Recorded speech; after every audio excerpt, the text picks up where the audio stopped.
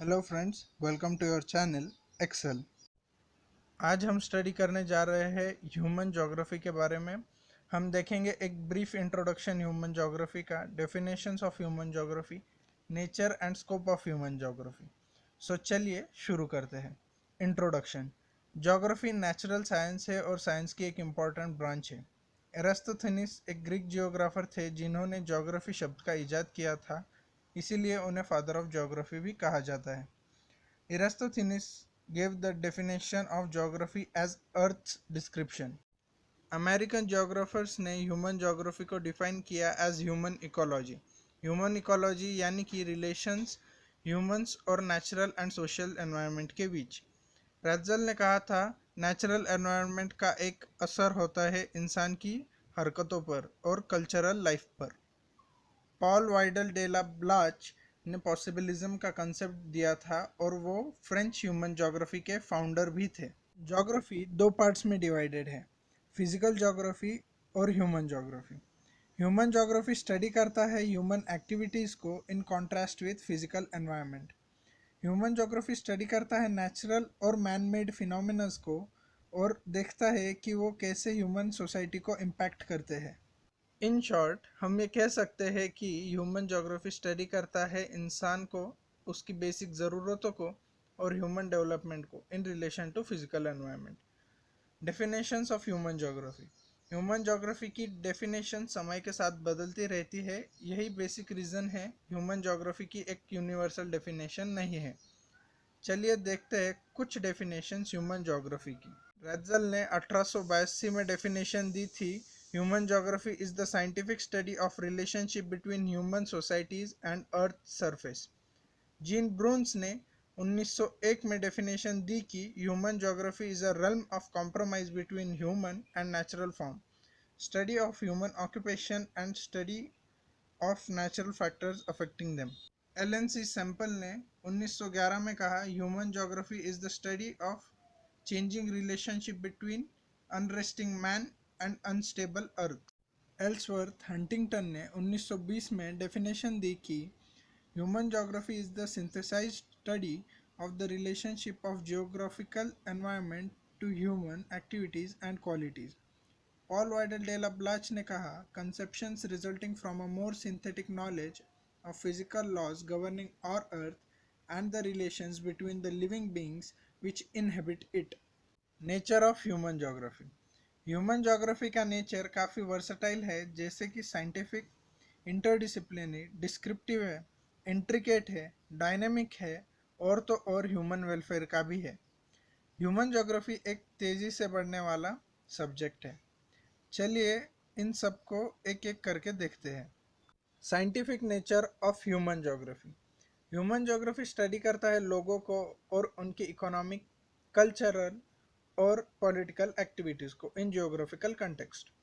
Human geography के scientific nature का एक रिजल्ट पॉपुलेशन ट्रांजिशन थ्योरी भी है। Mathematical method, statistical method, computer, GPS, GIS, IRS etcetera are used in human geography. इन सब methods और साइंटिफिक टेक्नोलॉजी से ह्यूमन ज्योग्राफी को एक्यूरेट मेजरमेंट और कंक्लूजन लाने में मदद मिलती है। Interdisciplinary nature of human geography. Human geography का इंटरडिसिप्लिनरी नेचर डिपेंड करता है इंसान और प्रकृति के रिश्ते के ऊपर। जगह और समय के साथ इंसान का स्वभाव बदलता है और इसमें recent technology, human economic activity, political attitude और कल्चरल लाइफ का बड़ा हाथ है। Hence human geography studies human attitude and emotional aspects. इसी कारण से ह्यूमन ज्योग्राफी अन्य सब्जेक्ट से भी जुड़ा हुआ है। सब्जेक्ट्स जैसे sociology, economics, anthropology, political science, psychology, history, religion, languages, environmental science, biology etcetera. Descriptive nature of human geography. शुरुआत से ही ह्यूमन ज्योग्राफी का नेचर डिस्क्रिप्टिव था। ज्योग्राफर्स ने फिजिकल फीचर्स और मैन मेड फैक्टर्स को बढ़ावा दिया। कई बड़े ज्योग्राफर्स ने किताबें लिखी डिस्क्रिप्शन ऑफ नेचुरल एनवायरनमेंट और human activity in particular areas पर। 18th सेंचुरी में इकोनॉमिक एक्टिविटी को ह्यूमन ज्योग्राफी में ऐड किया गया as primary and secondary activity. Intricate nature of human geography. Human geography काफ़ी कॉम्प्लेक्स और डिफ़िकल्ट टू अंडरस्टैंड हो जाती है क्योंकि वो काफ़ी चीज़ों को एक साथ स्टडी करती है। ह्यूमन ज्योग्राफी स्टडी करता है फिजिकल फैक्टर्स, सोशल और कल्चरल एनवायरनमेंट के बीच के रिश्ते को जो ह्यूमंस अपने आसपास क्रिएट करते हैं।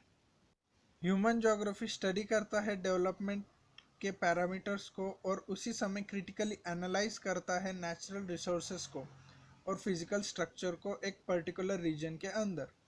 ह्यूमन ज्योग्राफी चीज़ों को एक जटिल और कॉम्प्लेक्स दृष्टिकोण से देखता है ताकि वो उन फैक्टर्स को भी स्टडी कर सके जो ह्यूमन ग्रोथ पर प्रभाव करते हैं। Dynamic nature of human geography. Environment का ह्यूमन एक्टिविटीज़ पे एक गहरा असर होता है, लेकिन इंसान दूसरे एनवायरनमेंट में जल्दी और आसानी से घुल मिल जाता है।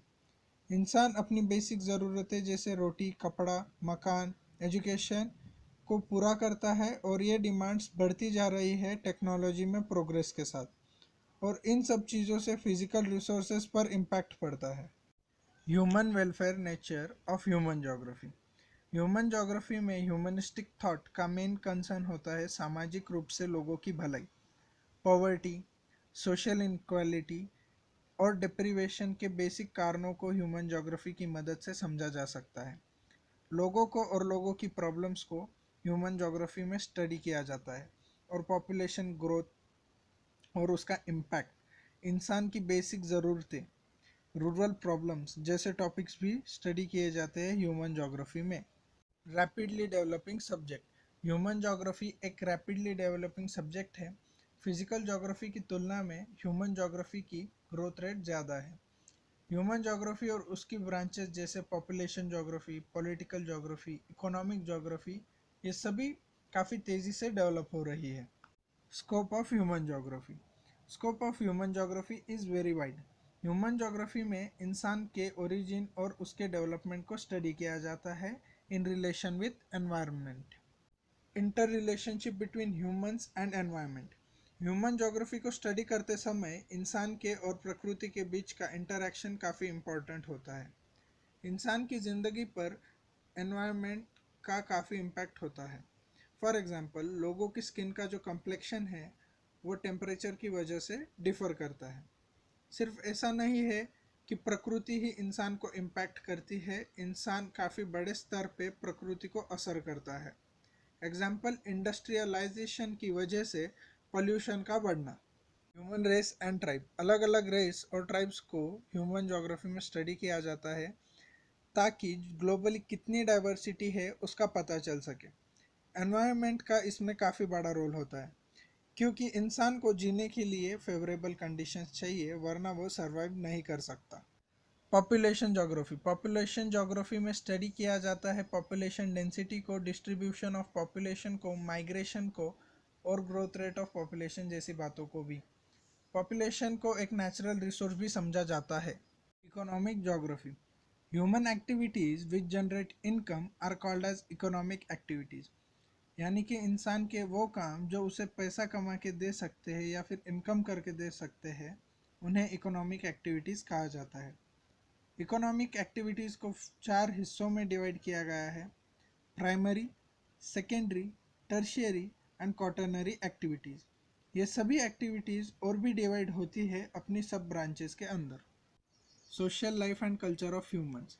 इसमें लोगों के customs, costumes, traditions, housing system जैसे टॉपिक स्टडी किए जाते हैं। नेचुरल रिसोर्सेज का इन सब चीज़ों से एक गहरा रिश्ता है। एग्जाम्पल, जितने ज़्यादा मिट्टी के घर होंगे उतनी ही ज़्यादा मिट्टी निकाली और यूज़ की जाएगी घर बनाने के लिए। सो इससे ये प्रूव होता है कि रिसोर्सेज के एक्सट्रैक्शन पे कल्चर और लाइफस्टाइल का एक बड़ा इम्पैक्ट है। Human settlement.